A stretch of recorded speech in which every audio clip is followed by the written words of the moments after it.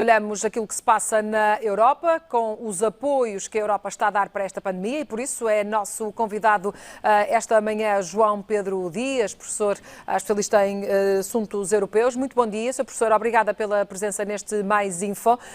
De uma forma genérica, como é que vê as respostas que o Eurogrupo, a Europa, está a dar aos países para apoiar no combate a esta pandemia?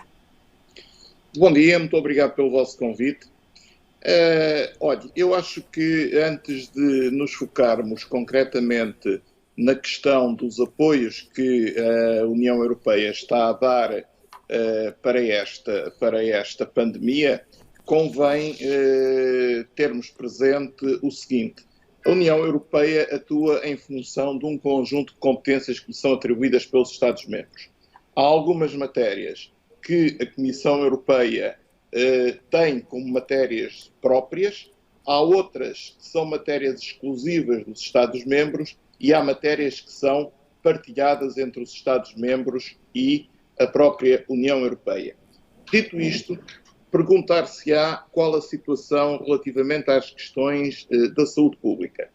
E aí, em matéria de saúde pública, o artigo 168 do Tratado Fundacional, do Tratado de Lisboa, é muito claro quando diz que a União atua de uma forma complementar aos Estados-membros em matéria de saúde pública.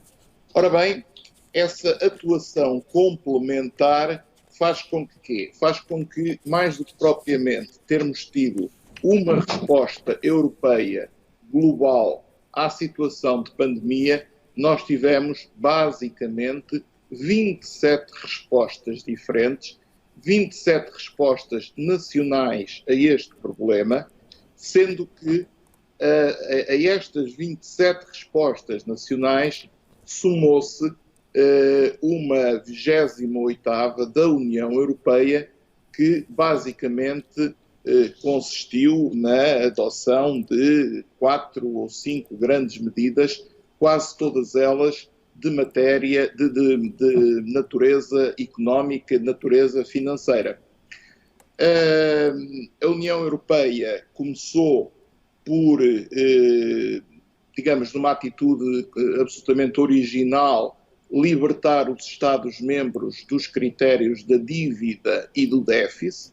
Portanto, dizer aos Estados-membros podem gastar à vontade, que o que gastarem no combate à pandemia não contará para os limites dos 3% do déficit público, nem dos 60% do limite de dívida.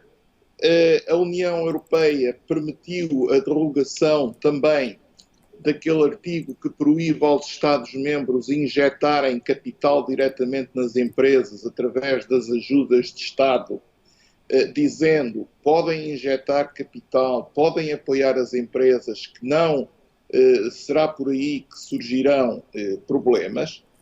Tivemos depois o Banco Central Europeu, que numa altura em que estava a deixar de adquirir dívida pública dos diferentes Estados, reforçou essa determinação e anunciou a compra de cerca de 750 mil milhões de euros de ativos dos Estados-membros, digamos como uma forma também de financiamento, ainda que indireto.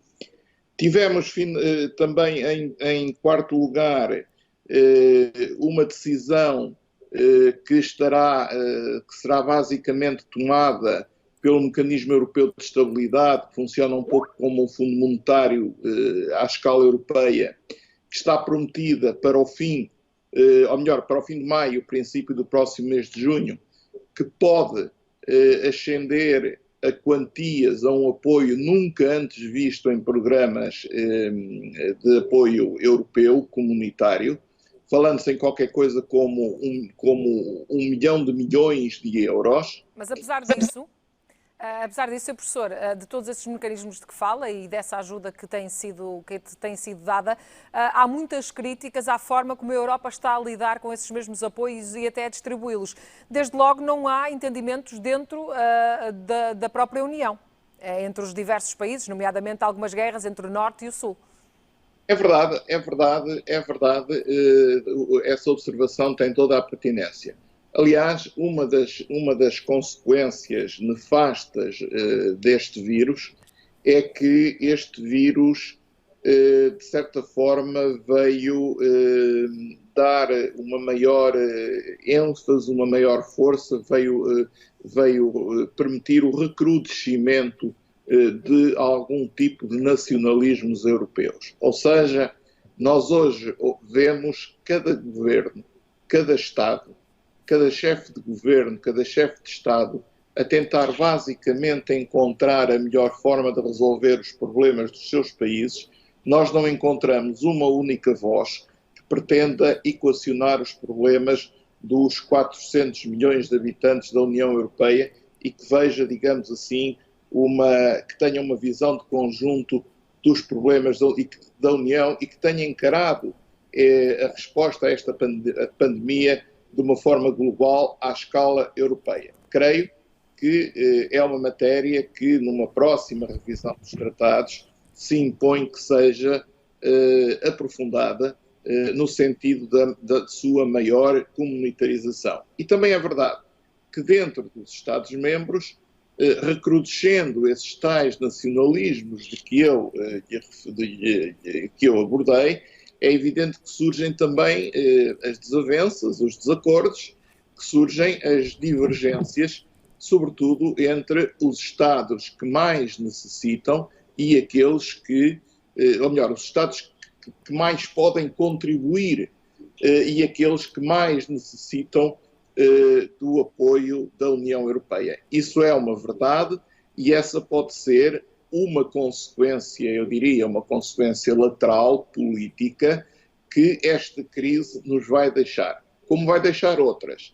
Aliás, se me permite a observação, eu creio que esta é uma crise de saúde pública, é uma crise pandémica, mas que vai trazer atrás de si uma grande crise económica, uma grande crise financeira, uma grande crise social.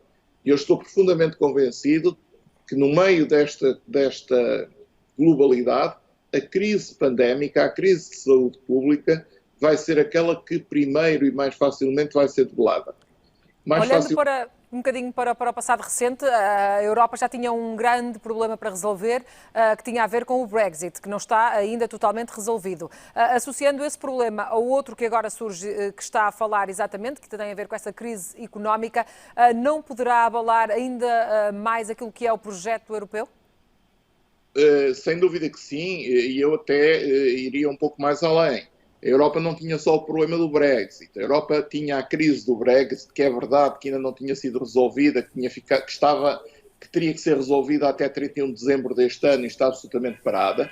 A Europa, não nos podemos esquecer, tem a crise dos imigrantes, que ainda não resolveu e continua a ter massas humanas brutais nas suas fronteiras externas, a quererem vir para a Europa e a Europa a não os poder receber, e tem finalmente ainda a parte final, os resquícios, os términos da última grande crise financeira de 2007, 2008, que também ainda não estava completamente resolvida. Portanto, estas três crises vão se somar a esta nova crise que a União vai trazer. E eu confesso que tenho uma grande dúvida / preocupação. É que, segundo estudos mais recentes, a União Europeia pode sair desta problemática da pandemia com, por exemplo, um país como a Itália, com uma dívida pública a aproximar-se dos 160% do seu produto interno bruto. Portugal a aproximar-se dos 130% da sua dívida pública. A Espanha e a França andarão perto dos 120% da sua dívida pública. A Grécia pode sair desta crise com uma dívida pública a rondar os 200% do seu produto interno bruto. O que é que isto significa? Muito bem. Quando a Europa disputar e resolver esta crise de saúde, pode dar.